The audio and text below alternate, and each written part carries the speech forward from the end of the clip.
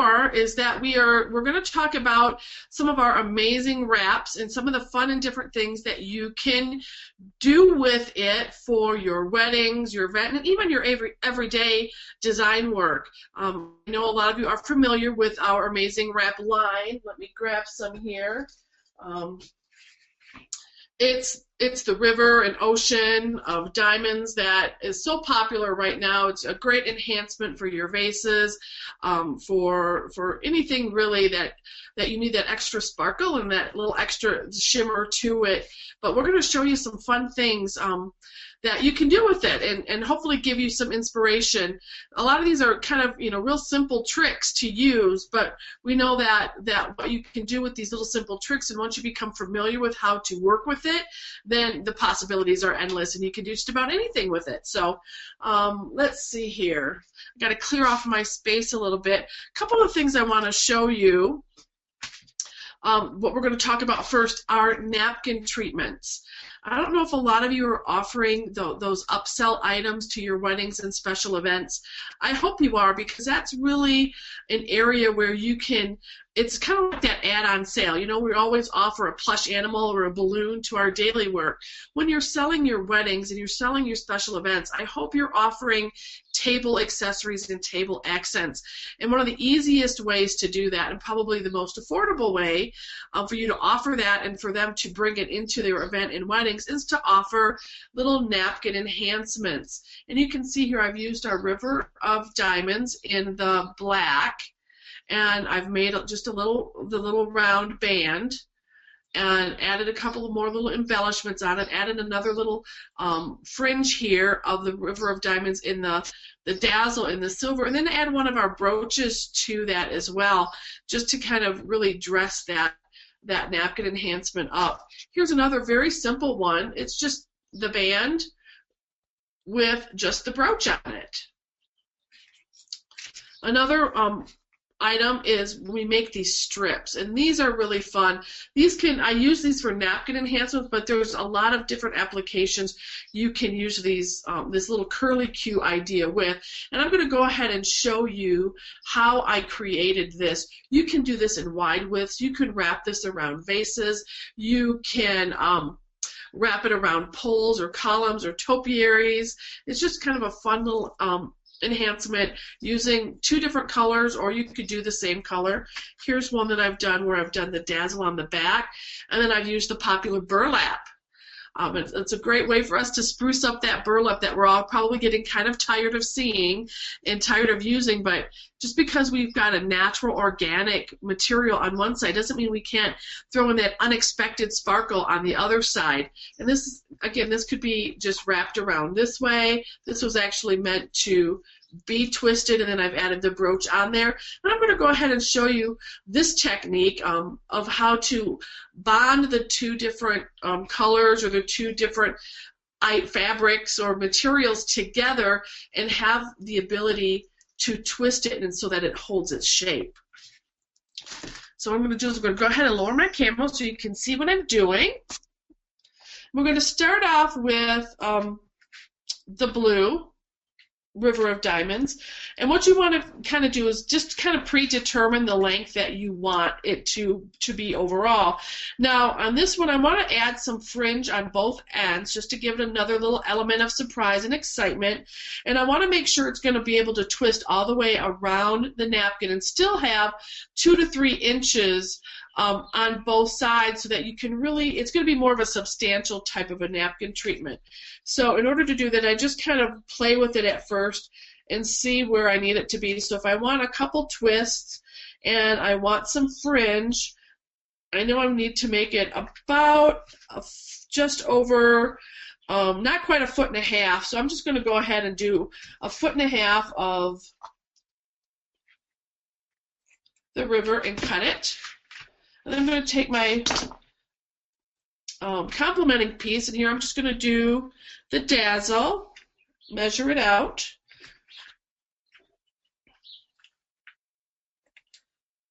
cut that,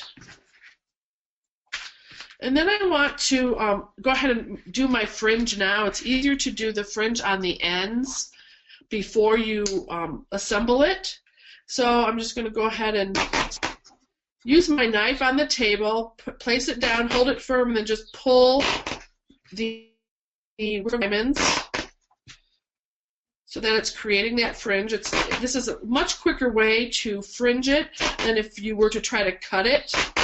It just works a lot quicker that way. At least it does for me. I'm not real fast. You can kind of see it's not too bad, but if you're doing a lot of fringe on a larger piece,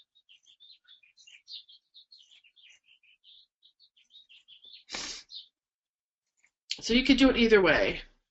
Showing you both methods. You either use your scissors or get ahead and use the knife, and then you see how it gives that little fringe on the end. And if I want to really exaggerate that fringe, I can actually go in and cut out some of the little gems on the end so that they're staggered in length. So that kind of just emphasizes the fringe a little bit more. But I think for this case, this will be just enough. So I need to fringe my blue as well.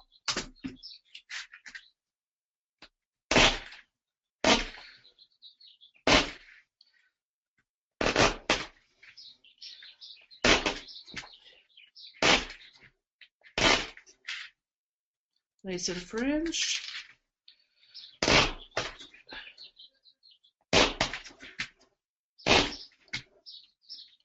The trick here is to pull the strip of River of Diamonds as opposed to trying to pull your knife through.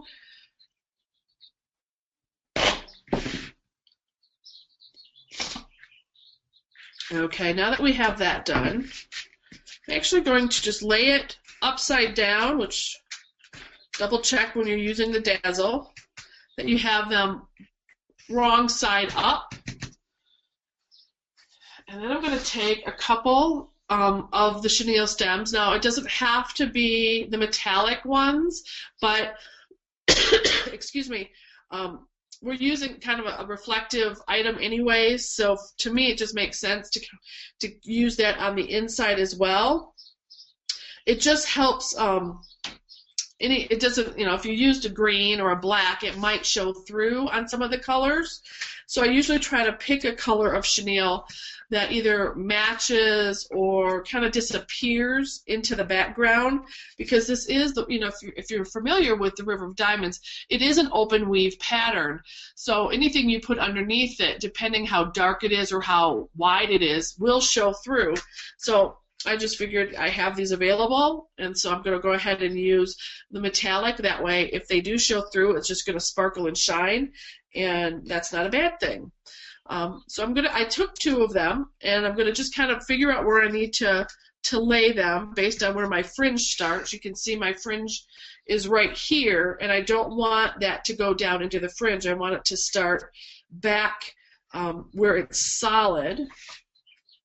And once I know where that is, I'm just going to take my glue. And the reason I use the glue instead of the U-glue strips or dashes, it's just really a preference of mine. Either one will work. It's just it's going to take me a lot of little dashes or several strips to make sure it's solid, because you want to make sure it's attached completely, that there are no spots where the chenille doesn't make contact or doesn't stay in place. Otherwise, you'll get gaps and puckers when you go to twist it. And so because I know that the U-glue product is a little higher in cost than the glue, it's really just me being frugal. And I find it takes a little less time. It does take a little more time on the drying side, but on the production side of it, I think long term, this really is my preferred way to go. And I just go ahead and run a bead of the glue all the way down the chenille stem. And maybe you want to try it for yourself. Maybe you are more efficient, but I always have a hard time peeling off those little paper backs to those strips.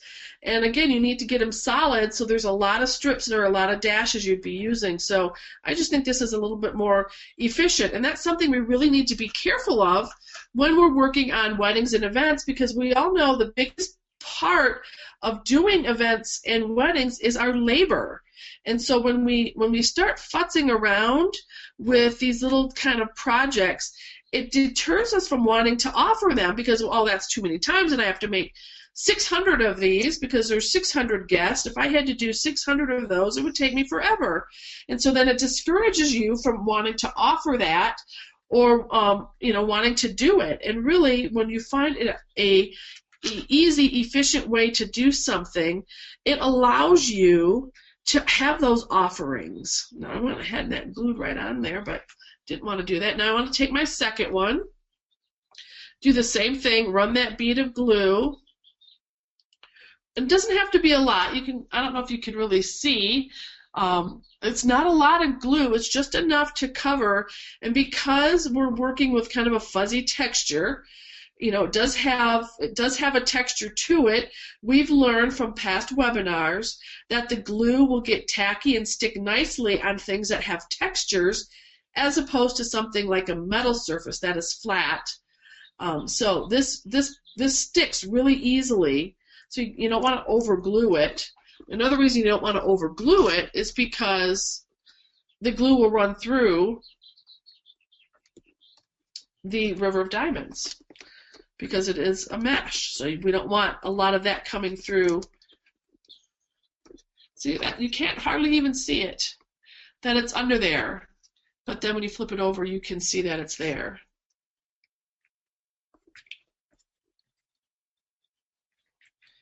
Okay. The next thing I want to do then is I'm going to actually run a quick bead down the center of these. And then down the edge of both sides. I got to connect this River of Diamonds to the sapphire, the blue, to my dazzle, to my silver. So again, I'm just running a thin bead of glue on that very last row of gems. Not a whole lot, just enough to cover each little gem. And again, this is where you could use the strips or the dashes, but you have to make sure it's solid. So you'd be using an awful lot of them, and it gets a little pricey. So I don't know if that would be affordable to your customers to have that added expense, even though ultimately it's quicker once you get it applied and you get that paper pulled back. But I don't know, I just think long term this is a quicker, easier, more cost-efficient way to do it. But you be the judge. You play around with it. You figure out and let us know if you've come up with a more efficient way to do this. All right. So now I've got glue on my chenille. I've got glue on both edges. So I'm just going to take this over, flip it over, and press it down. Make sure I'm pressing on the edges, both edges.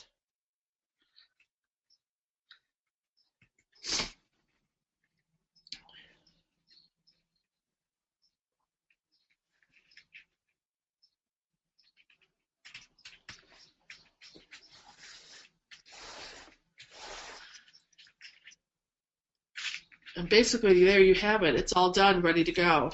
Now, I'm going to go ahead and show you how it twists. But the glue is still a little tacky, so I want to be careful when I do that. So you want to let them dry first before you actually start to, and then you can just twist it around your napkin, and that way you see both the silver and the blue for your napkin ring. I think that's a fun addition to any napkin, and it really certainly brings a lot of sparkle and a lot of color to the tabletop. If you have any questions throughout the webinar as we're going through some of these projects and show and tell items, please just go ahead and type in your questions. We've got Jamie on the other end who's monitoring all the questions. She'll just kind of pipe in and interrupt me and ask me your question so we can make sure everything is answered. We want to really make sure that all your questions are answered and that you walk away from these webinars with all the information that you need. to be successful and productive and profitable. So don't be afraid. No, there's no such thing as a silly question. So that's the first little napkin enhancement that we're showing here today.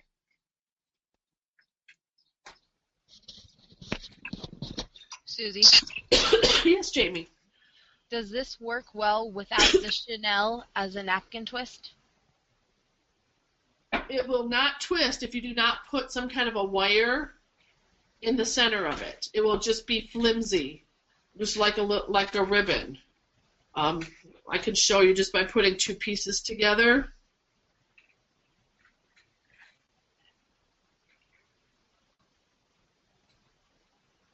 Without that wire, the wire is what helps it hold its shape. So if you just were to put two pieces together, it doesn't, I mean, I can twist it, but it's the only thing that's holding it is twisting on itself. It's not going to be able to hold its shape. Thank you. Okay. Yep. These make great little streamers and ruffles, because putting that wire in there, it's like a wired ribbon. It's going to function just like a wired ribbon now. Before, if you have a regular ribbon, you can tie it in a bow and you can do a lot of fun things with it, but it's not going to hold its shape once you put it in, once you start manipulating it like it does when you put a wire in there. And you can certainly use a piece of florist wire. You would probably need at least an 18 gauge wire to do that. I just find it's real easy to work with the chenille because they're almost about the exact length you need. And I like to use the two, excuse me, as opposed to the one, because it just gives it that little extra bit of flexibility and hold when I try to manipulate it and change it around. Okay.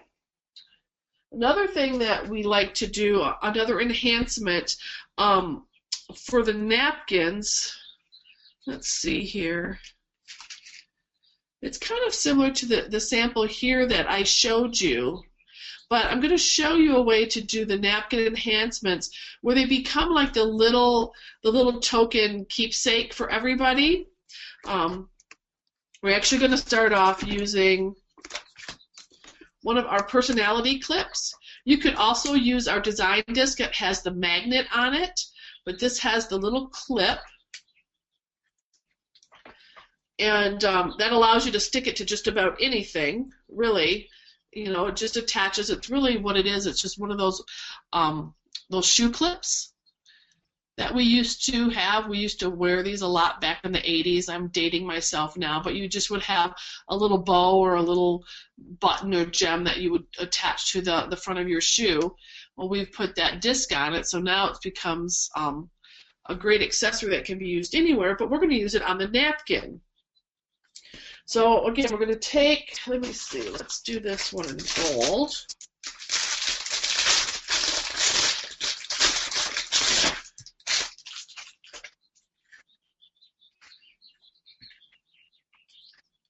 I'm going to start out, I just go ahead and I take my river because I'm kind of measuring it, and you can see the river of diamonds is almost the exact, it's just a little bit wider than the disc here, which is perfect. There's a lot less trimming that we have to do. So I'm going to go ahead and just cut it. And again, I want to fringe it. I like that fringe look. I like the movement it adds to the finished product.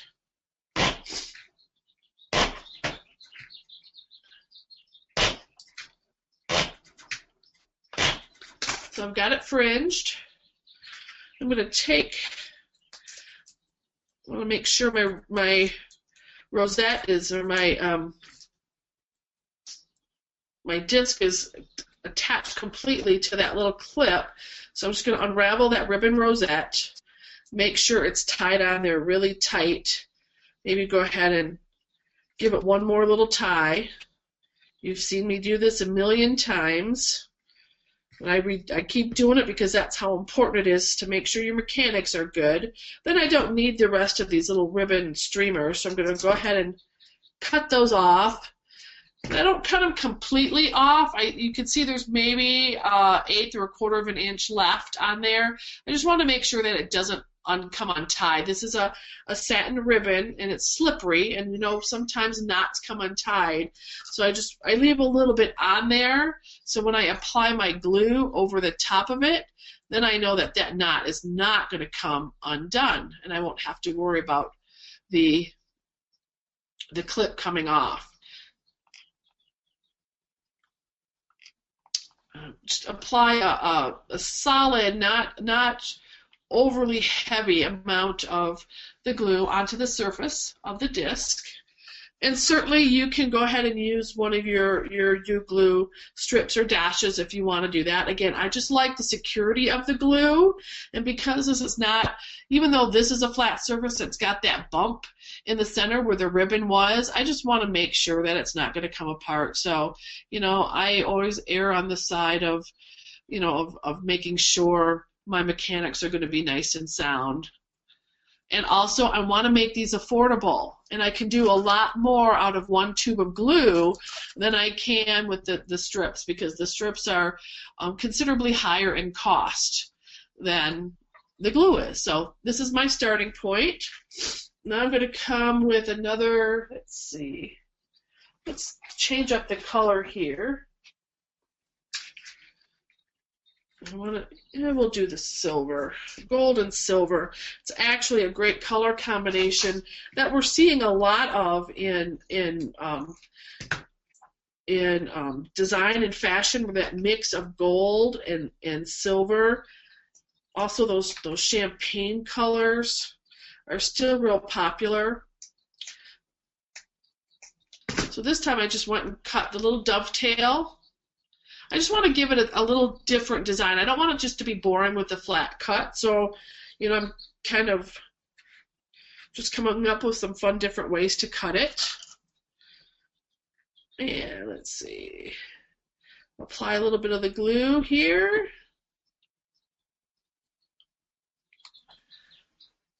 Again, you can see I'm being generous to the fact that I'm covering this entire surface, but I'm not being so generous that it's oozing and seeping through to the front. That's probably the most difficult trick of making something like this, is using the glue properly so that it's going to hold and cover your surface without it oozing through. Now, I know a lot of you are saying, well, if you use the U-glue strip, you wouldn't have that problem. You're absolutely right, but I'd also have probably 50 cents more in product into something like this. And when you're working with a little add-on, a little something extra that really they didn't have in their budget and they really weren't considering doing, every penny counts. And whether it's 25 cents more or 50 cents more, because I wanted to take the easy way out and use one of my dashes or my strips, I've just priced myself out of the potential of being able to offer this. So you really have to make that decision. Do you want to be able to expand your services and expand your offerings? And if so, how can I do it and make it something that my customers are going to invest in? So, you know, again, those are just some of the reasons why I would choose to use the glue over the strip.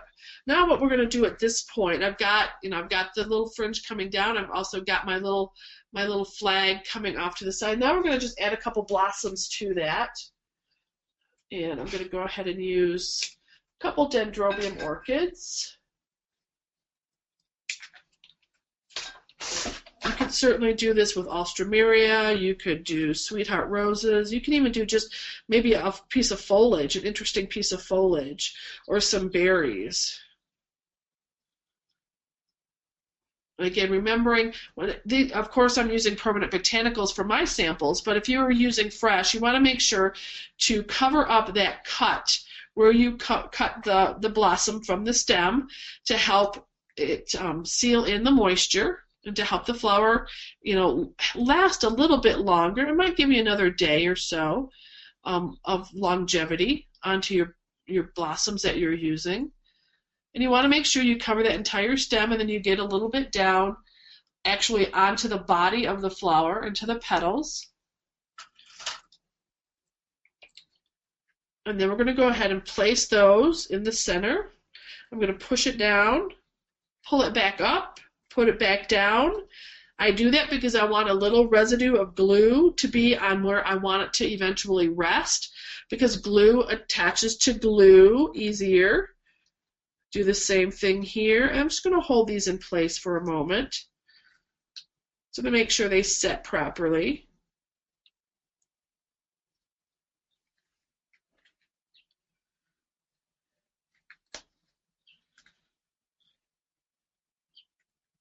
It does take a little longer for it to set with the permanent botanical, believe it or not, because they're not quite as pliable, so they have a tendency to puff up.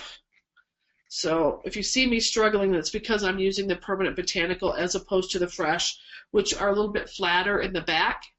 But now you have that. Now, I'm not quite done yet. I'm going to add a little bit more. And again, it depends on what the budget allows, but here I'm going to use the 24 karat rose leaves. I'm just going to kind of cut that.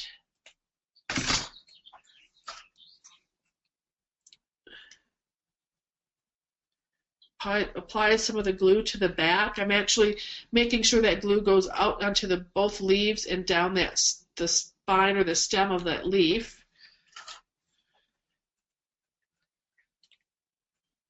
Tuck that up in there.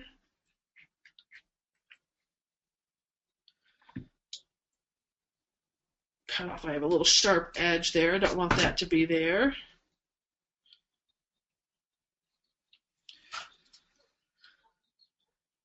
Again, make sure I've got enough covered on my back of my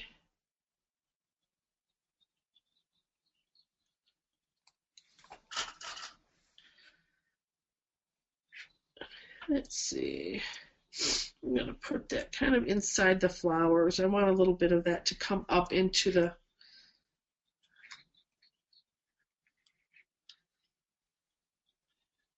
Now that's kind of the finished product there. You can see the leaf. Now what that does is it goes onto your napkin.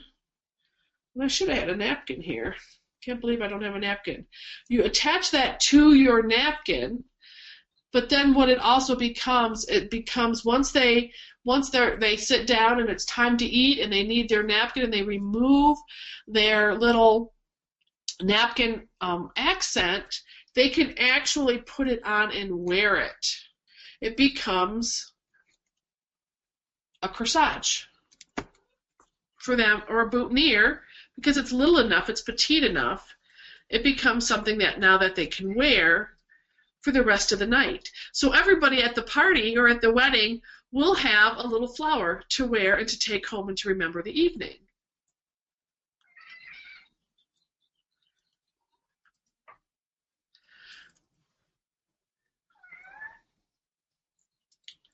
It's simple, it's quick, it's easy, but it's a great add-on. It's that balloon, it's that plush that you would normally add to your everyday design work, but now we're adding it to our events and to our weddings.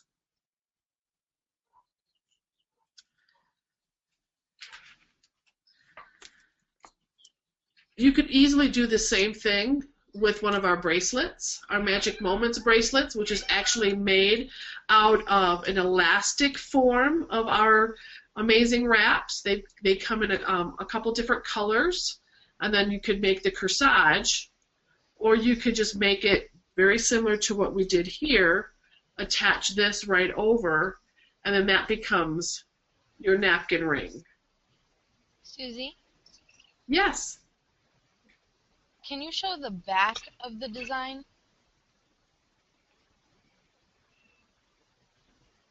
Thank you. You're welcome. And I'll be honest with you, I actually made it upside down. So you want to make sure that the clip is going down that way. Otherwise, when you go to put it on, it's kind of awkward. So I made a little boo-boo. It still works this way. If it's going on a strap, it still works nicely that way. But it's easier for most people to wear if it's going down or if it's going to the side. So, okay. And yet another fun accent that we're going to show you, we don't want to forget the chairs or the edges of the tables. Those are another fun way and fun place to accent your special event table. So again, I'm going to lower my camera here. Hold on. And we're going to use a couple of our buckles. You can do that. This is the grand event. This is our largest of the buckles that we have. These are acrylic, so they're very lightweight, but yet they have such a high-end look to them. They're very reflective. They're quite beautiful. There's a lot of detail work to them. So they really make a bold statement. You could actually just use this alone and weave your napkin through that, and it could make a really impressive napkin accent by just using the buckle itself. But we're gonna make something, a little enhancement for the back of your chair or for the edge of a table. So we're gonna start off with the Ocean of Diamonds. 1 second, I need to take a little drink here. And again, we're just going to kind of pre-measure however long we want it to be. Do you want it to this to sit high on the back of the chair or in the middle of the chair? That's entirely up to you how you want it to eventually overall look. But I'm going to go ahead and just cut it about there.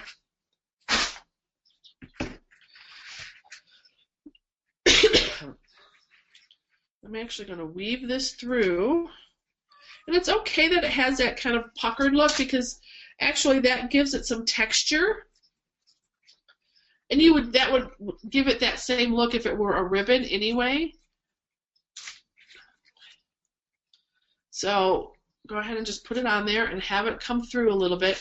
Now you can do things a couple different ways. You can bring it up all the way up and give this a fancy little cut, or just leave it and then maybe do a dovetail at the bottom here.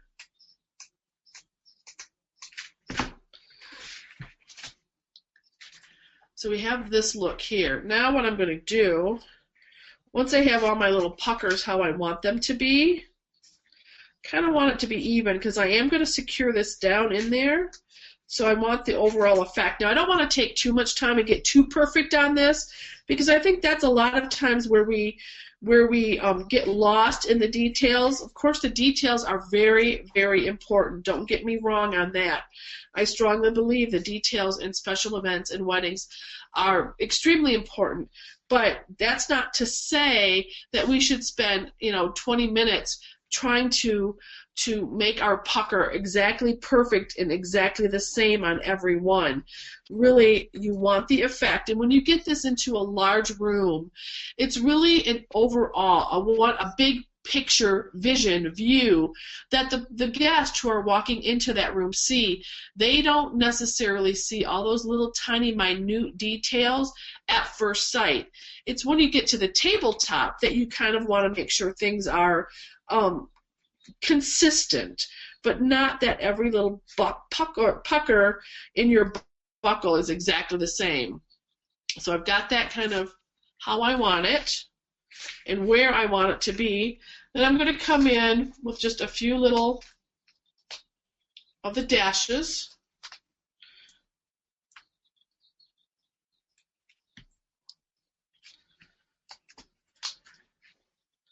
You can see I'm just pulling that back and putting my dashes down. Peel off that paper. I'm going to tell you, this is always where it stumps me and I get frustrated when I get that little piece of paper off because I never know what end it is that is open. There we go. Now I've got those off. I'm just going to press that down. So now I know that's going to stay in place. And just to be safe, I'm going to do another one down here at the bottom. So I've used 3 of the little dashes to hold this into place. That's not too much, that's still affordable.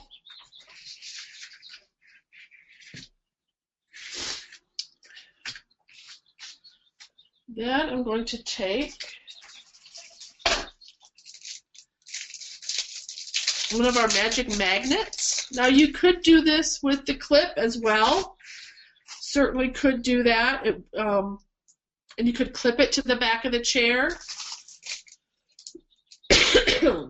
That's one option. You could use one of our design discs that has the magnet, which is basically this type of effect, except the disc is actually round now and it has a very strong magnet on there.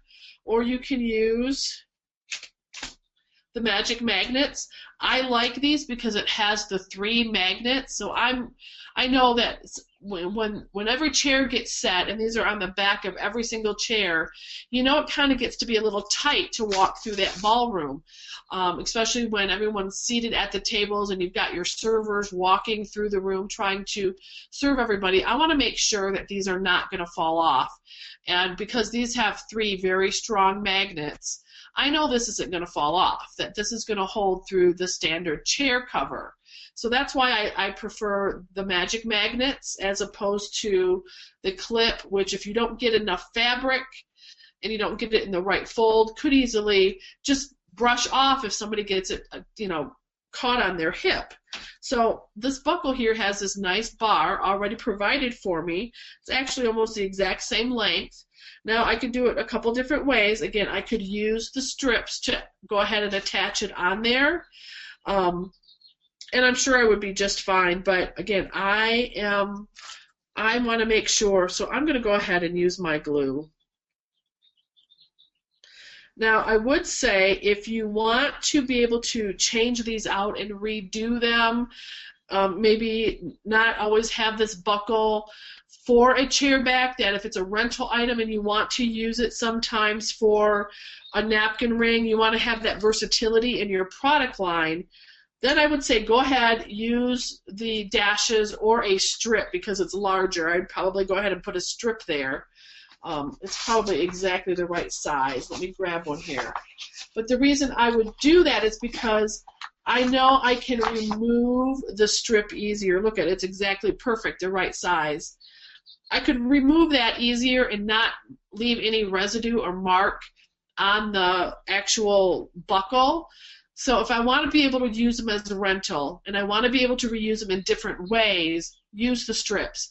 But if this is something that I probably wouldn't necessarily always rent out, I might go ahead and just charge them for it. Then I'm going to go ahead and I'm going to use the magnet, and it's going to be permanent. It's going to be,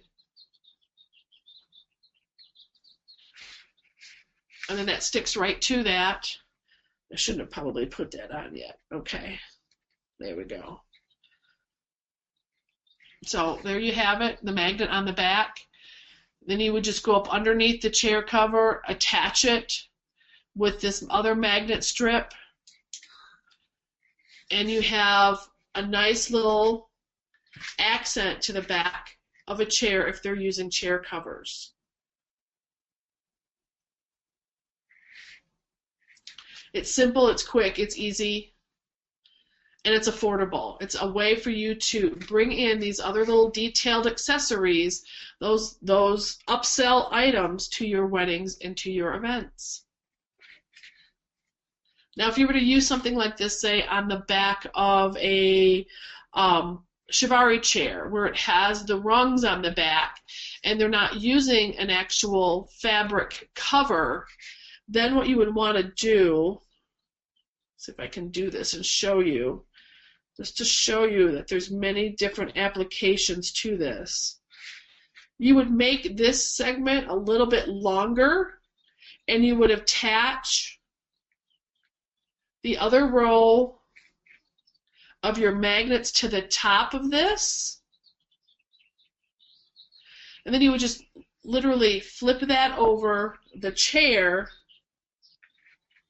So you'd want to make it a little longer, but you would flip that right over the chair, and then it would attach with the magnet here.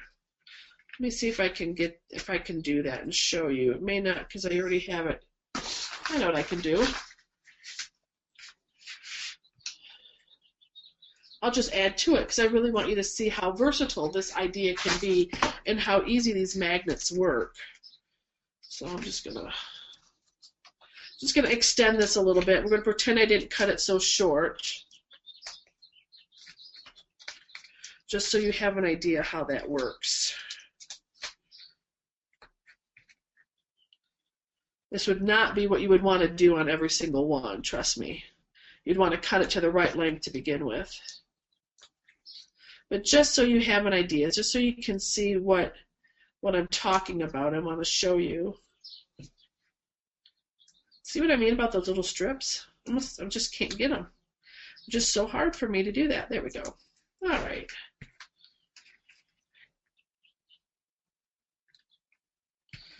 Okay, so then I would go and I would put my other strip right up here.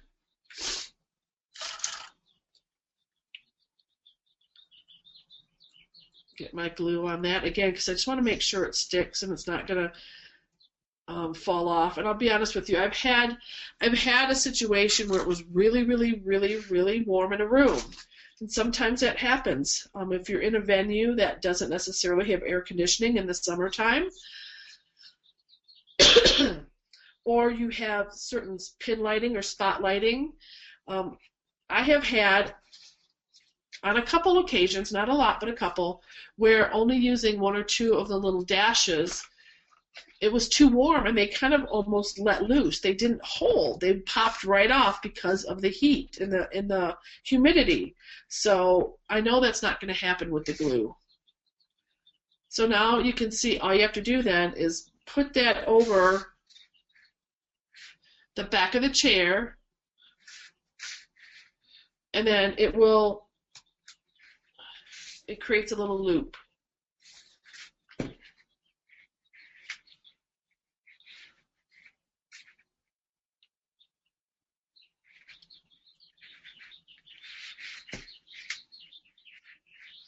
You create just a little loop to put it around to use on a safari chair.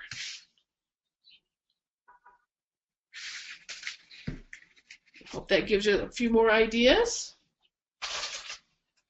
Another thing I want to show you, if you're not familiar yet with, I'm actually going to pick this up so you can see me, is our embracers. It is the elastic version of our amazing wraps.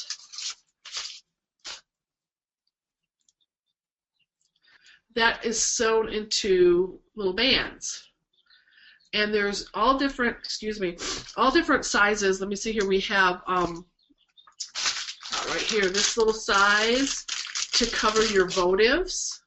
So if you want to enhance your votives, it's already done. Now, I know we've always, in the past, this was our option, and we would take this and we would wrap it around our vases and use our little U-glue dashes and strips to go ahead and attach that. And that's fine. You still have that option to do that, especially with all the colors that we have in our line for you to do that. Certainly that's okay, but if you're looking for some of the basic color lines, the silver, the gold, the black, the red, we have them already done for you in the elastic embracer.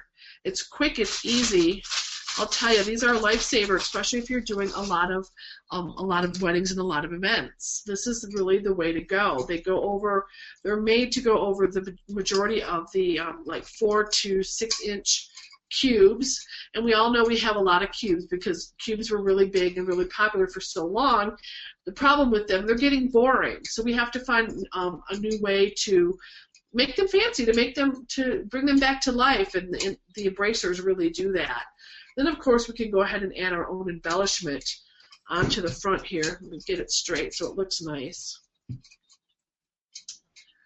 By adding maybe another little color of the River of Diamonds, I've added it here in the gold, and then I've added one of our brooches, and then just some fresh flowers, or in this case it's permanent botanicals, but certainly a little orchid or some petals or some greens added on top of the embracer. Really enhance a simple vase. The tired old cube vase that we have so many of, but people still want, why not offer a little something extra, a little something special to jazz it up something so that their events are a little different and a little more personalized. This is another one of the embracers here that go on. I'm going to actually read it off the list here. We have them for 6-inch and 8-inch cylinder vases. So obviously this is a larger one. This is actually like an 18-inch cylinder vase. Excuse me. We have the 3x3 cylinder vase that we have embracers for, the votives. Then we have a versatility embracer, which is what you see here. And it will actually fit some bubble bowls, the smaller bubble bowl, like a 4 or 5-inch bubble bowl, as well as a couple sizes of the cubes. These also go over odd-shaped vases. So it's not just squares and rounds. You can put them over several of the different curved vases that are available. Your standard everyday vase, the rose vases, if you want to enhance those, this versatility embracer is perfect for something like that. We also have one that fits an 8-inch bubble bowl. So we've got a lot of different sizes for you, but I just kind of want to show you how easy and quick this is just to put on. Best to turn the vase upside down, and it slips right over. And now you have the beginnings of a great vase enhancement. But, you know, it's not just enough. We're going to add a little bit more to it, so I'm going to go ahead and lower this down a little bit. Not quite all the way, because it's a tall vase, and I want you to see. But we're gonna jazz it up even a little bit more here. And for this one, I've actually got our Serene Meadows.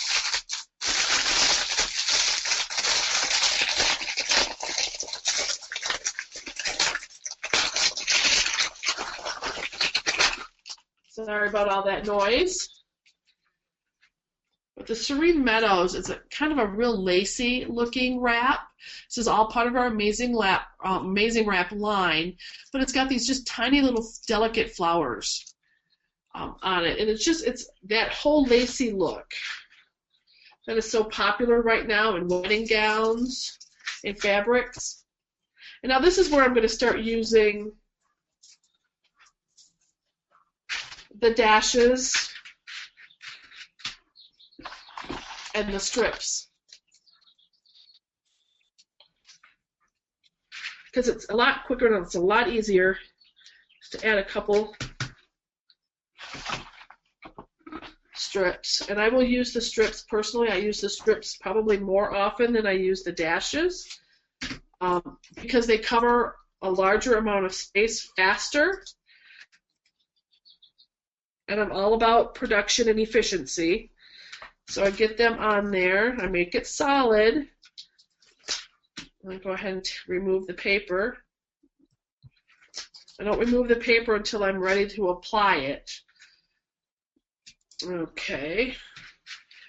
Determine where my back is, where the center is.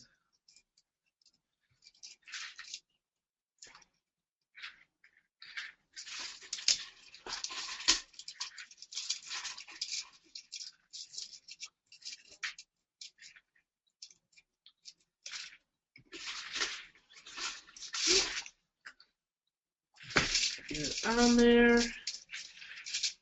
And ideally what you would do for production, and I didn't do that, and I probably should have just so to show you, is I would not have attached the first one. I would have gone ahead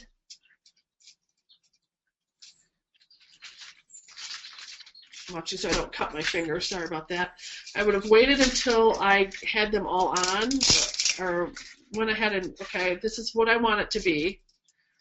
This is how big it needs to be to fit, and then take this piece that I've got and go ahead and measure it out and cut it all out so that I know everything is exactly what it's supposed to be. Now that I took that off, it's not sticking quite as well, so I'm going to just go ahead and put one more piece on here.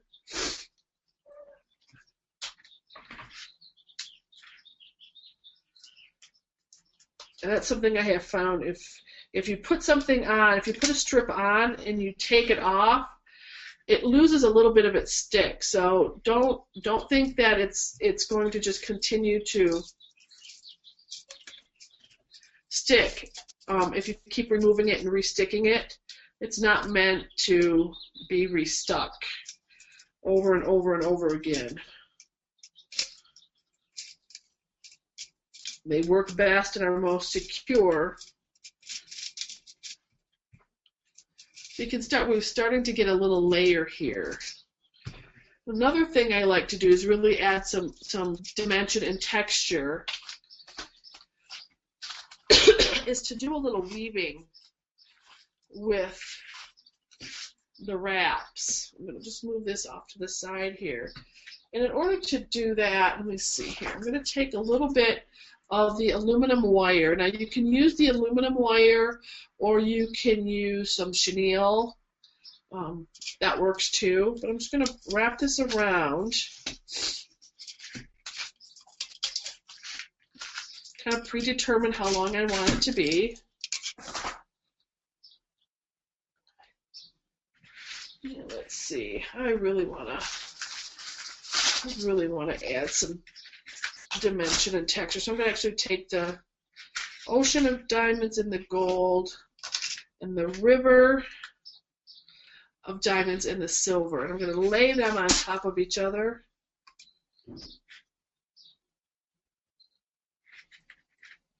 And then I'm going to start weaving. I'm going to weave my aluminum wire, and it's not an exact science. It's just I'm going to use the little holes that are provided in between each gem, and I'm just going to kind of predetermine. It doesn't have to be exact because it's going to be a ruffle once it's all puckered and gathered. So I'm just kind of like stitch or sew the aluminum wire through the mesh. You can see what I'm starting to get here.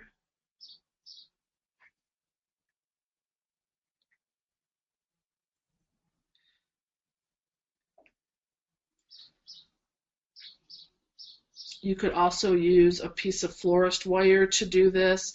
I just like the aluminum wire because it gives me really easy flexibility, and it also has that metallic surface to it. So again, it's kind of a shiny. Don't have to worry about covering a mechanic that way. Just depending on how tight or how many puckers and loops I want. Actually, what I'm going to do is I'm going to take this little end, because when I get down to that end, I don't want it to fall off. So I'm just going to curl that end a little bit, just so that it doesn't fall off, so I don't lose what I've done here, because it falls off the other end.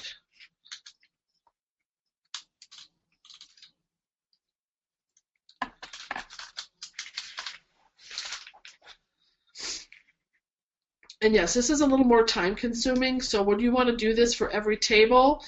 Maybe not unless they really have one of those large budgets that allows you to really get creative and enhance things with these a little bit more labor-intensive accents. However, you could certainly do this type of thing maybe just for the head table at a wedding, or maybe just the buffet tables at a special event. There are certain ways or places you can use these techniques, start to introduce these little add-on accessories and creative touches that won't break the bank.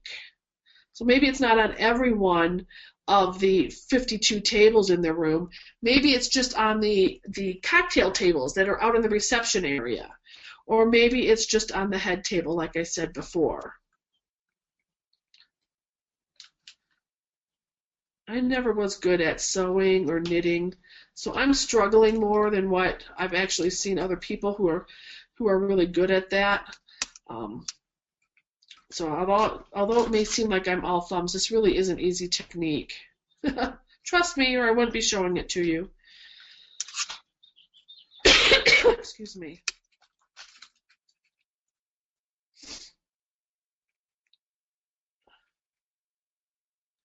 I guess the trick here is to go one at a time. First through the silver, then through the gold. Back through the gold. Up through the silver. Down through the silver. Down through the gold. That's it. There you go. Got my rhythm going. Up through the gold. Up through the silver.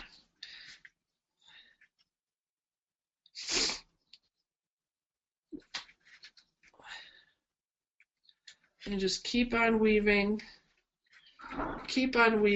until you get however much you want And then you can add these great ruffles to bouquets, to your vases.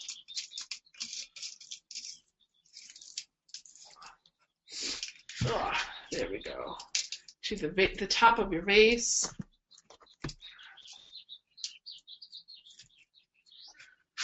To the bottom of a vase.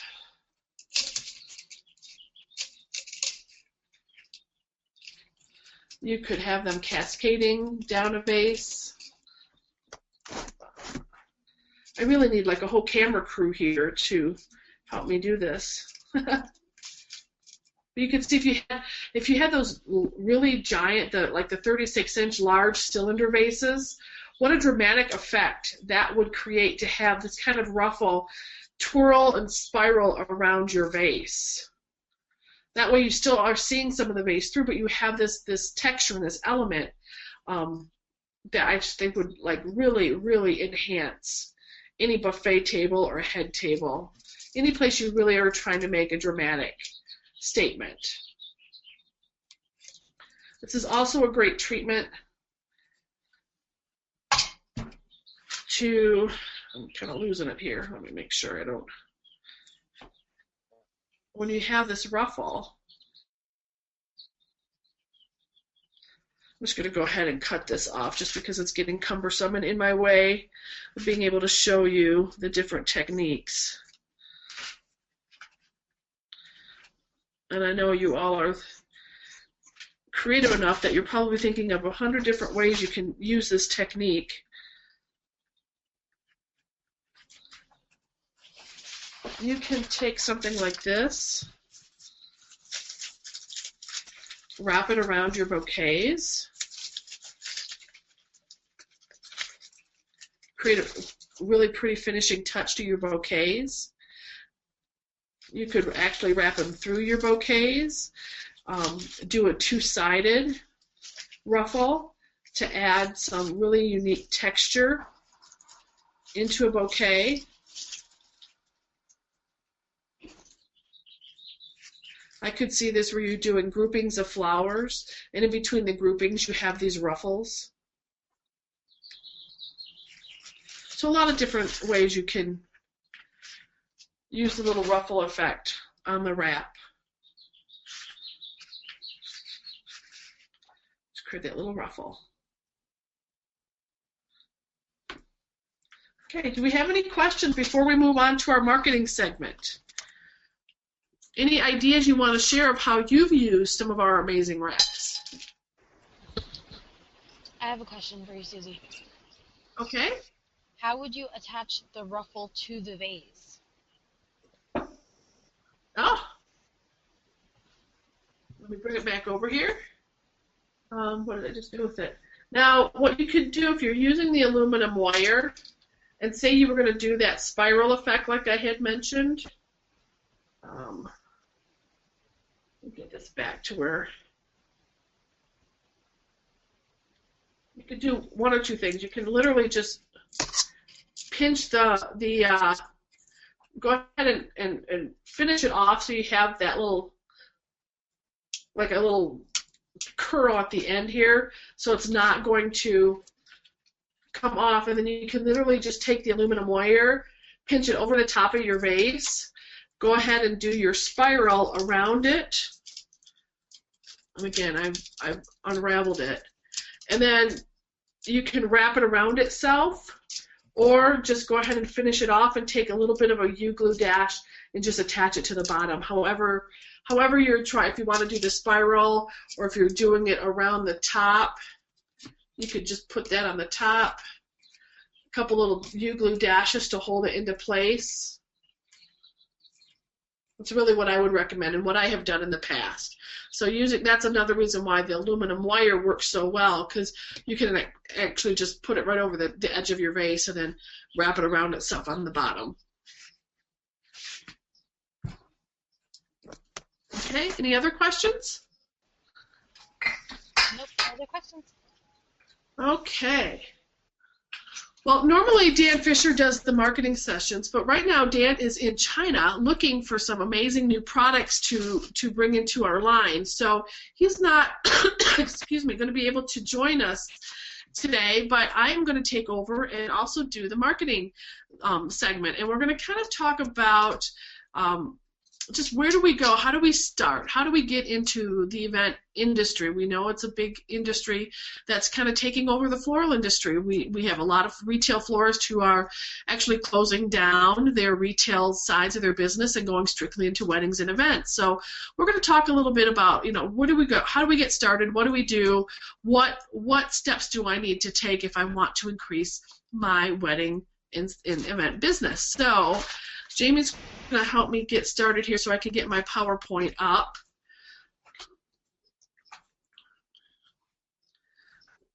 I think she is. Okay.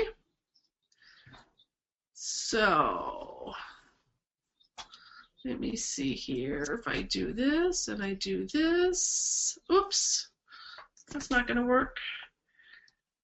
And I do that. And I do that. Did I do it right, Jamie? Yes, you did. Okay, awesome. Well, we got special events are amazing events. And there really are endless possibilities when it comes to the event world. There are corporate events, there are social events, there are charitable events, promotional events, personal celebrations, like birthdays, anniversary parties, and then there's holiday celebrations and weddings. So there's a lot of different segments that you can get into if you're thinking you want to join the event side. Now, unbeknownst to you, you're probably doing some of these already, but the difference is, are you really making a concentrated effort to make this part of your services, to make events a part of your offerings that you're going to promote and that you're going to specialize in? And as you know, with everything with Fitz, it always starts with a goal. We really believe that in order for you to succeed, you have to have a plan and you have to have goals. You've heard me say it before, if you fail to plan, your plan will fail. And so when you're changing the direction your business is going in, and when you're making decisions and expanding your offerings, you certainly need to take some time, sit down, really think about what it is you're doing, why you want to do it. You need to know where you're at currently with your events and weddings. What are you doing in the event and wedding business? What does your current wedding and event business look like? And what do you want it to look like? How different do you want it to be? Do you want to do more? Do you want to do larger? Those are all questions you really need to ask yourself to develop your goals and your plans. What portion of your sales do you want to come from events and weddings? Really, this is the business side of it that really isn't all that fun. We know we have to do it. We don't want to do it. But if you want to be successful, and trust me, you need to really do your homework if you're going to expand into weddings and events more than what you're just doing on a walk-in basis right now. If you really want to be known as the place to go for events and weddings, you really need to take the time, sit down and reflect on your business and where you want it to be. Ask yourself, how many events and weddings do you want to do each week? What can you handle? What size do you do best? Make sure you have the answers to all of these, and then that will help you start to plan your goal of where you want to be eventually down the road.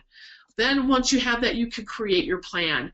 You do your research, you create your list, you set your dates, you write it all down in detail, and you always go back and review what your goals and plans are to help make sure that you're on target and you're moving in the right direction. And if you're not, and there's some things not working, or there's a roadblock in your way, you sit down, you review things, and you're able to change direction and always keep that focus on your goal and where you want to be.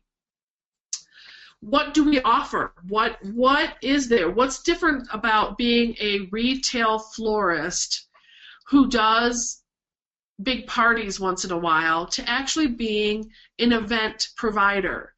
And really what the difference is the services and the depth of items you're able to offer and provide.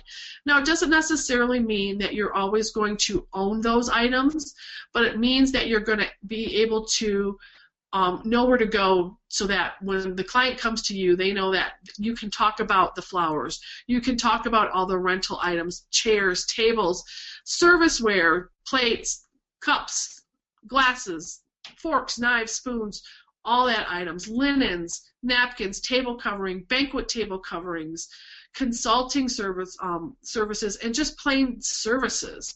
What do you want to offer? How deep do you want to get into the event side of the business?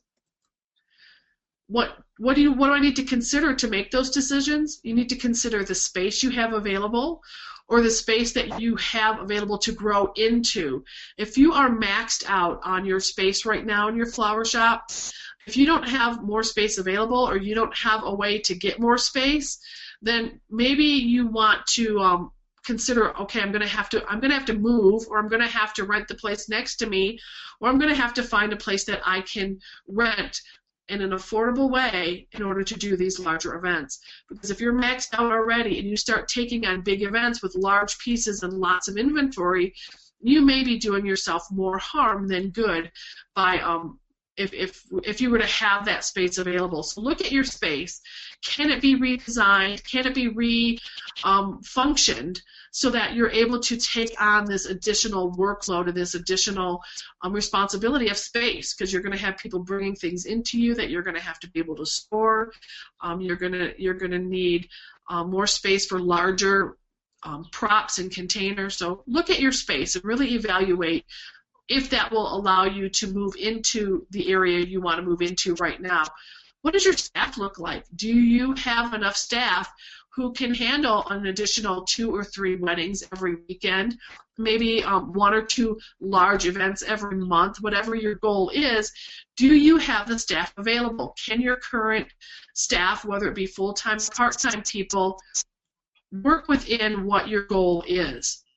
You really need to sit down and evaluate this, because we know labor is a killer in everyday business, and it can be a killer in wedding and event business. If you bring in too many people to work on an event, you're going to lose money on them. So you have to be able to make sure that you have the right staff and the number of staff needed. Are you going to need extra delivery people? Are you going to need extra setup crew? If you're working with tents or large events where you're now offering table rental and chair rental, what type of staff do you need in order to do that? You can't just pull your designers away from the design bench and have them rolling in the tables and setting up the chairs. You're going to have to restructure your staff, maybe bring on some more freelancers or more part-time people just to accommodate that. And are you in a position right now where you can actually do that?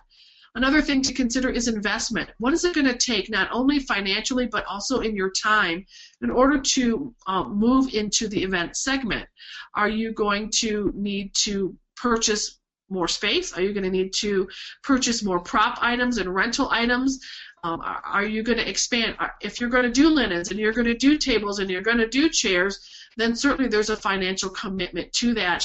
And there's a time commitment in sourcing all those items, warehousing all those items, maintaining all those items. So really look at what kind of an investment expanding your event and wedding business is going to mean to you and to your business. What to consider is the opportunities. What opportunities are out there in your communities, in your area right now? Do you have another florist in town who monopolizes the event business right now and the wedding business? Is that something that you think you could maybe take away a little bit of that and open your doors of opportunity of having some of those events? Are you in a small community where maybe there aren't a lot of balls and galas that take place? Maybe those happen in a nearby town. So are you able to move into those other towns and service the surrounding areas? Look at the different opportunities that are available. If not, maybe your demographic is that there's not a lot of weddings happening in your area. So to put your forces into being the wedding florist where there's only a few weddings every year taking place might not be a best use of your time and energy and finances. And then look at the competition. Who is doing what you want to do in your area, and who is doing it well and who's not doing it very well, and get a good idea of what's available and what you're able to to gain from your competition and how you're going to go about in doing that. Oops, let's go back. There we go. So where do you go in order to find some of these sources? What do you do? Well, your local Chamber of Commerce is a great resource of what's going on and happening in your community. They're a good source when large events or one-time events, maybe there's something coming into your community that normally bounces around the country. The Chamber of Commerce will know when something like that happens. They have a staff and they're equipped to send out emails, to send out e-blasts, to send out literature and information to organizations to bring them into your community, to solicit things that might be happening in your community. So get a good relationship with your Chamber of Commerce so that when something does happen, something large comes in your area, they contact you and they let you know. Another area that you want to become involved is your local charitable organizations. If you have a lot of things going on, and it depends on the size of your community, but if you have hospice, if you have a lot of different organizations focused around cancer, hospitals, those are great sources for charitable organizations. Usually, most charitable organizations will have at least one large fundraiser every year. And when they have a fundraiser, their goal is to make an experience for people to come to have that experience in order for them to open up their wallets and give money. So they usually put set aside a good amount of budget to have decorations, to have the need for rental items to help them put on their events. So get involved with some of them or make connections with some of them. Keep in touch with them, communicate with them. So when they do have that event pop up, you're going to be right there in the forefront of their mind of who to go to. Even if it's just to ask some questions, they're going to reach out to you. Some of the social groups in your area, junior leagues, the Knights of Columbus, Kiwanis Keys, all those, Altrusa, all those types of groups are important to get involved in. I know you're saying, well, Susie, I'm so pressed for time. How am I going to be able to be involved with all of these? Really, if you want to be in the wedding business and the event business, really be in the business of it, where it becomes a part of your marketing and it becomes what you're known for, you have to make time to socialize. It's all about, it's all about the party and it's all about socializing. You have to be in the mix of it. You have to be out there rubbing elbows with people, being seen at local events, whether it's a local ribbon cutting, groundbreaking, maybe it's a grand opening. You have to make sure that you're visible somehow, or a representative is visible at these gatherings, because that's going to make the connection. People are going to see your face, they're going to see your flowers, and they're going to think of you when they have these events. Hospitals, I mentioned them a little bit with the charitable organizations. Hospitals are doing a lot of fundraisers. There's several hospitals, maybe they're trying to raise money for a new wing. They're building another hospital down the road. Whatever it is, hospitals are a good source for fundraising events, and they usually will have great holiday parties and at least some kind of an employee party at least once a year. So look at your hospitals as a place to go to help increase your event opportunities. The local country clubs, excuse me, local country clubs are another source.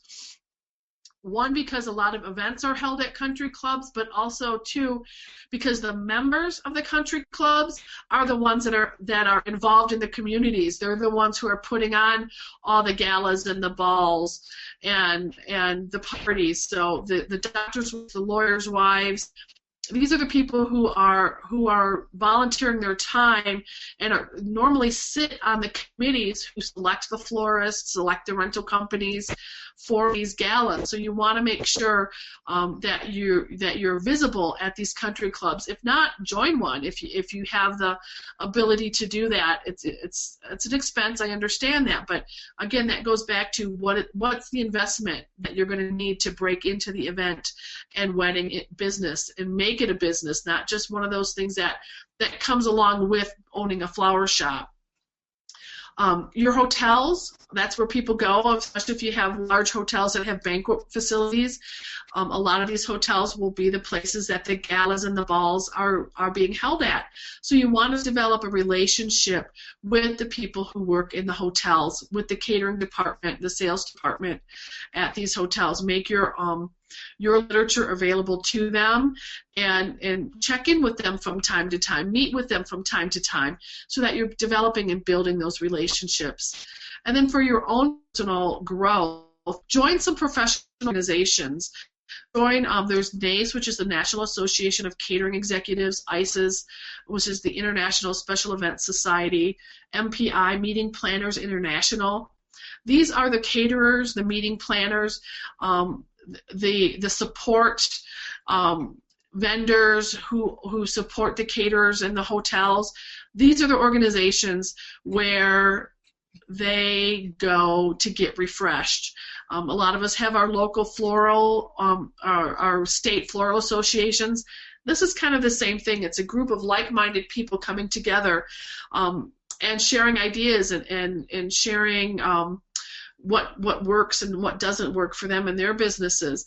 It's also a great way to get connected to the other vendors and professionals in your area that will help you grow your business. We talk a lot about leadership and how important it is for us to be leaders in what we do. You've got to remember that you are the expert and you have to act that way. You have to be confident in what you're doing. So doing all your goal planning and really going back through and knowing what you're capable of and what you're able to offer will help make you be that expert. When you have confidence in yourself, then your customers will have confidence in you. And that goes back to if you lead, they will follow. If they're confident in you, they will take your direction and they will take your ideas and they will trust in them. They won't try to, to break you down and to, finagle your prices because they know that what you're giving them is the best quality and the best prices you can. You can't sell products and services that they don't know you offer. So you've got to make sure that you put out there everything you're going to do. It's really important that you don't keep little secrets and that if you're going to do linens, maybe it's not that you own the linens, but you have a really good relationship with one of your local linen providers and they give you a special discount for doing the order.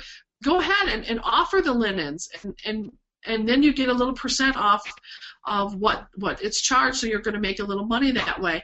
But if you're going to do these services and you're going to offer these items, you've got to make sure you tell your customers that you're doing these and that you have them, because they're not going to just sit down and say, okay, will you do napkin rings for me? Okay, will you do chair accessories for me? Because they're coming to you for flowers. First, they think of you as the florist, and they don't necessarily associate you with some of these other details, these add-on sales that may be available to them through you. Be prepared if you're going to start selling these things and offer these things, make sure you can follow through. You need to be prepared all the way around to be able to do that. Believe that you can and you will. It's really important. It goes back to that confidence. You need to have that kind of confidence in yourself because especially when you're dealing with corporate events and high society events, they're used to having people, professionals, who are masters of their craft. And if you go into consultations and you go in there kind of wishy-washy, or you go in with the mind frame of, well, do you like this? Will this work? How about that? If you start asking them, you're setting up the objections, and you don't want to do that. You want to go in and say, this is what I've created. This is how this is going to look. It's going to accompany this perfectly. It will match this. It will flow from this room to that room perfectly. You need to be able to convince them that you've given it a lot of thought, a lot of plan, and that it's going to work, because you know it's going to work because you're a professional. And then make sure you educate your customer so that they understand the whole process and understand everything. When they know what's going to happen and what's going on and what they're going to get, they're more likely to sign off of it than if there's all those like unknowns to it. So make sure that you're educating them throughout the process. It also makes them a better customer the next time they have to come back. Always over-deliver. You always want to make sure that you give them more than what they expected. No, I'm not saying that you add a lot more flowers and you add designs and you add props that they didn't request. What I'm saying is, whatever their expectation is, those arrangements better be as beautiful, if not more beautiful, than what they anticipated. Always over-deliver. Always give them what they want and up a notch, and that will keep them coming back. And be the professional they need you to be. They're coming to you for a reason. It's because they know they can't do it themselves, and they need you to be professional. So just make sure that you're always professional on every level and every portion of the sale, the setup, the follow-through. They need you to be there for them. They need you to hold their hand and walk them through it. Even though they think they know, we know that they really don't know. So just make sure you're the professional they need you to be. You've got to wow your. And this kind of goes back to the goals and plans and your space, and what kind of space do you have to move into the events and the wedding side of the business. Does your store say that I'm in the event business? Does it look that way? Do you have a section of your store that you're able to designate as a consultation area where people can go and see some of the samples or photos or get inspiration for their events? Is it displayed to inspire? You got to keep in mind that if you're going to get into the events and weddings, particularly to make it part of your everyday business, we all want to be wowed. We all want to just walk into a special event or a special dinner or a wedding and be transported into someplace magical. And when somebody walks into your flower shop, are they being transported someplace magical? Because that's going to be their first impression of your creativity. Now, if you have a consultation room tucked off to the side somewhere, and that is like over-the-top killer beautiful, but they have to walk through dust and plants with bad foliage on them and not so pretty designs because you haven't had a chance to get to your cooler, if they have to walk through that area in order to be wowed, chances are their first impression is, oh, geez. And you're going to plant that seed of like, oh my gosh, are they really going to be able to do what we need them to do? So make sure if this is what you're going to do, that you're going to have to take that extra time and make that extra investment in making sure your store looks like a special event every single day. Do you have the proper technology in your consultation area? That's a big one. I see more and more flower shops, and this is a good thing. One of them that don't have it, more and more shops are getting TV screens, or they're adding a large computer screen into their consultation areas. We all know we live on the internet. We all know where we go to get our inspiration. We know where they're going to get their inspiration. And do you have the ability to bring up certain websites, to bring up Pinterest, whatever they are looking at to be inspired for their event? Maybe you're just needing to find some information on a local hotel. If you have a computer and screen and everything in all that proper technology in your consultation room, you're able to bring up that information about that hotel or that specific venue where their event is going to take place without having to say, well, I'll check it out next week, I'll go make a visit. You can make a virtual visit right there during the consultation and really impress your clients with your ability to make things happen on the spot. because that's so important when it comes to events. So many things happen during special events. So many things factor into the success or the failure of an event once it starts rolling and going, and they need to know that you can think on your feet and that you can make things happen on your feet. And one of the ways to do that is with technology. So make sure that you're showing you have those abilities by having the right technology in your consultation areas and with you when you go off property onto another site in order to meet with them somewhere else. Take that technology with you. What support materials do you have on hand? Do you have selection guides? Do you have photographs? Maybe you have videos of some of the events you've done. Those are great because then you can show them on your big screen TV that you have in your consultation area. What do you have that says, look what we've done, this is what we can do for you? Make sure you have the support materials that carry through your brand. It's really important. People are big into brands these days. They really want to make sure that they're getting what they're paying for, and one way to do that is really emphasizing and promoting your brand and having faith and belief in your brand. So make sure that that's evident through everything you do, is that you're keeping to your brand. Does the rest of your store reflect your style and your talents? It goes back to, is it displayed? How is it displayed? Does it look? Does it wow them the minute they walk in? And then also, do you look the part? Do you look like an event professional? Are you dressed nicely? Are you put together and accessorized properly? You know, those little details are really, really important. And having been someone who was in the event industry and had to go on a lot of consultations and a lot of meetings with big corporate executives, you kind of have to figure out who you're targeting and adjust your attire appropriately, and make sure that you're fitting the part of what that event and what their expectations are for you. I'm not saying you have to be somebody you're not. Be true to who you are and be true to your brand, but make sure that you're meeting the requirements of that customer. And if you need to be in a business suit, make sure you have a business suit on. If you need to be in something a little bit crazier, maybe add a fun tie or add a cool brooch or wear some flowers in your hair. Do something that will give them the idea that, hey, you're fun, creative, you're whimsical. Know where you're walking into and make sure that you're presenting yourself in the best possible way for that.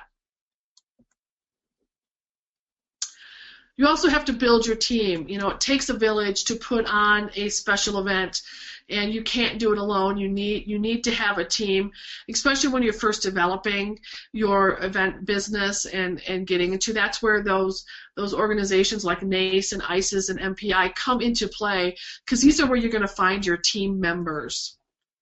You can go to limo companies, dress and tuxedo companies, nail and hair salons and day spas, hotels, banquet halls, comfort centers, churches, DJs, linen companies, rental companies, caterers, photographers, videographers, entertainment companies. Depending on where you live, there are destination management companies they're the companies that bring in the large events. If you're in an area where maybe you have NASCAR or maybe you have NFL football, a lot of your destination management companies are going to be the companies that work with these venues to put on these large events, and there's a lot of possibilities. So go to these companies, have one or two that are really your preferred vendors that you'd like to give referrals back and forth to, but you're building a team that will help you succeed, that will be able to provide you with the items you need to design a complete and beautiful event. When you have this team built, you need to make sure that you're communicating and you're connecting with them. Make sure you have links to websites, yours to theirs and theirs to yours. Have business cards and brochures and samples from all these team members. There's no better time to make that connection. If somebody's sitting there and they're talking and they're saying, you know, I really don't have a caterer yet, here, these are the two people that I recommend. And then, you know, make sure that they have your cards as well, because they will reciprocate that once they start seeing you promoting and encouraging people to visit them. Stay connected with your team. You know, I used to, on a regular basis, it was about every couple months, we'd just sit together. We'd either like meet at one of the venues and just have cocktails or have dinner and just reconnect, find out what's going on with each other. We stay connected through my team by going to NACE meetings and ISIS meetings. Those are ways that you stay connected and you build a stronger team, is by keeping on top of what they're doing, fun things that they have going on. Maybe they even just forgot to think of you for something, and you're there talking over lunch about something they've got in the works, and you say, hey, I've got a lot of great ideas for this. Why don't you bring me into the meeting next time? You just look for those opportunities, and the way you look for those opportunities is by staying connected to your team. Make sure you share testimonials. It's really important that when somebody gives you a compliment and a customer is satisfied, that you share that with your entire team, so that they can say, I had this customer, I did the photographs for them, I recommended them for their wedding flowers. This is the response they got about their wedding flowers. It's really important. They mean a lot to us, but they also can be used in marketing and promoting you to future clients if you share them with your team. Host events together. Maybe once a year or twice a year, you go to one of your team members who's in a conference center or banquet center, and you have a little show. You have like a little wedding show or an event show.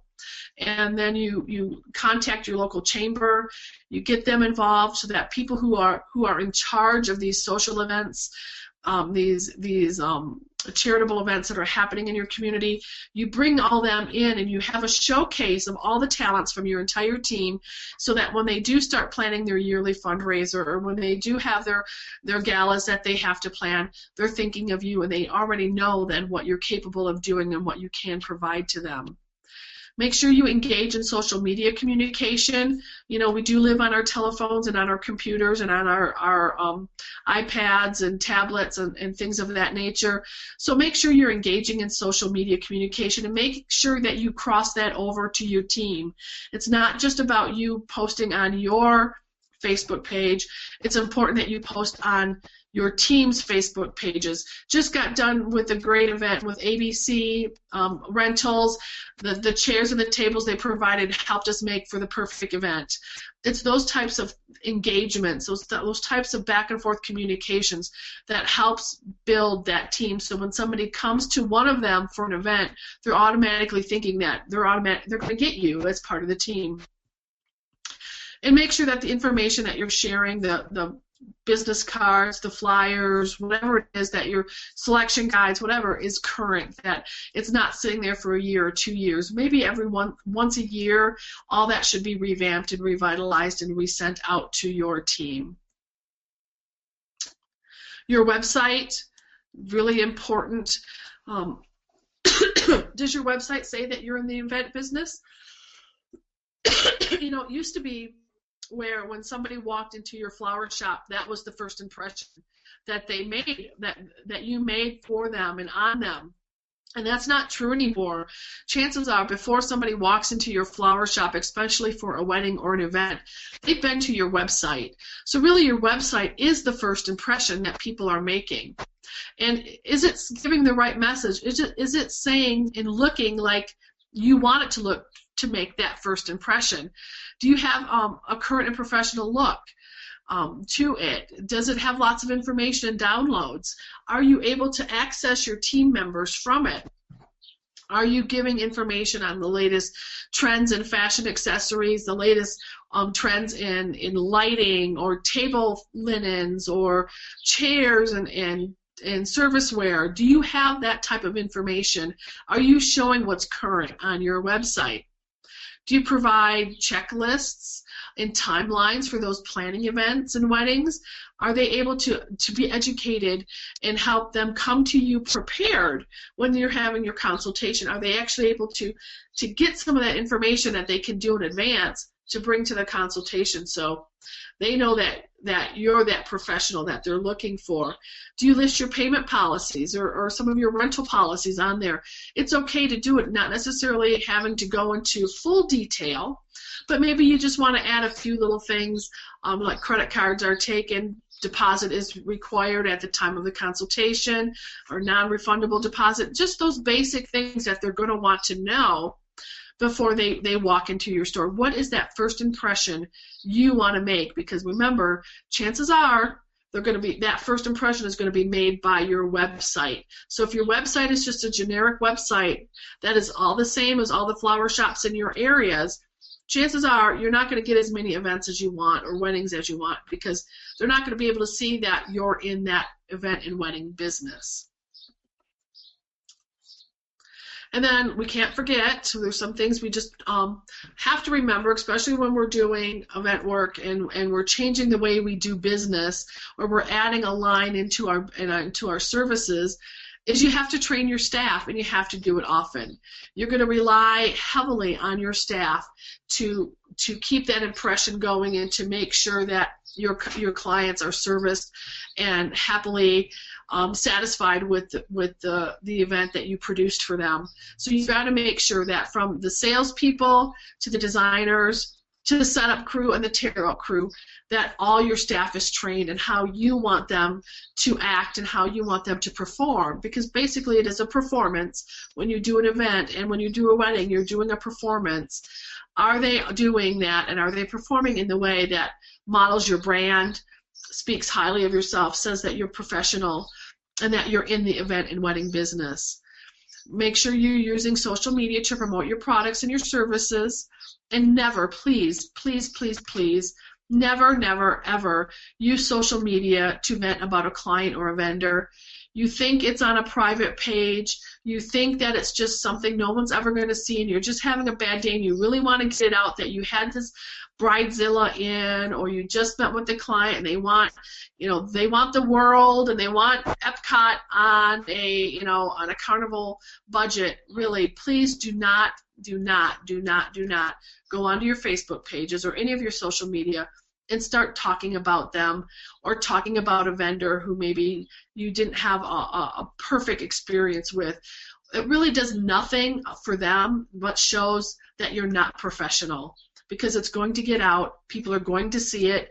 People who eventually make decisions are going to see that, and it's going to hurt your business. So please, I know it's hard not to do, but go in the back room and throw a vase or something if you feel the need to vent, but never ever vent about a customer or a vendor on your social media pages.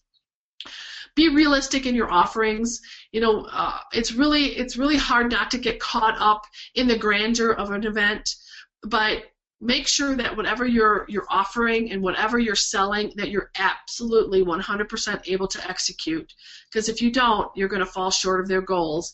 And remember, we want to exceed their expectations, not fall short of them. So be realistic in your offerings. If it's not something you think you can handle, you're going to go to your all-star team, and you're going to find somebody on that all-star team who's going to be able to do that for you. So that's another reason why it's really important to have that team as your support, because chances are you're going to need to rely on them for something down the line. And please don't apologize for your prices. If you're pricing things fairly and you know what your markup is, what you need to have on there for your cost of goods and your labor, and that's what the price comes out to be, don't apologize. Don't say you're sorry that it's over budget or that it costs too much. Give them the reasons why. Educate them as to why things cost what they do. They'll be more likely to be understanding, and maybe they'll have to readjust their budget, and maybe they just can't.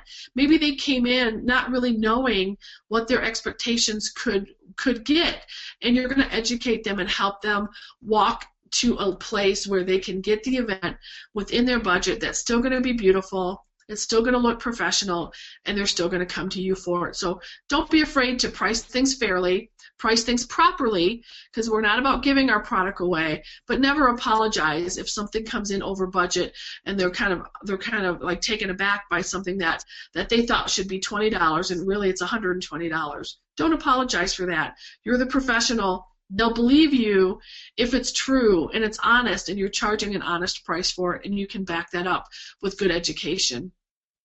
Make sure to establish your policies. It's really important that you have policies in place, whether it's rental policies, cancellation policies, set up policies on time, when things have to be picked up, when they don't. Make sure you establish those at the very beginning. Make sure that that the customer is aware of them and they sign off of them at the beginning. You can't start introducing policies halfway through the consult or the meeting process or at the end of the meeting process. That has to be established day one moving forward, that they're aware that there are policies that need to be followed. And they'll be comfortable with that because it protects them as well. And if you present it in that way, that they're not just to protect you, but it's also to protect them and your vendors that you're working with, they understand that. But, you know, chances are they're professional people. They will understand that. Oh, I think you might just see the kitty. Watch out, kitty. That's Olaf if you see the whiskers in the camera. Sorry about that. And then understand the importance of building a relationship with your brides, with your clients.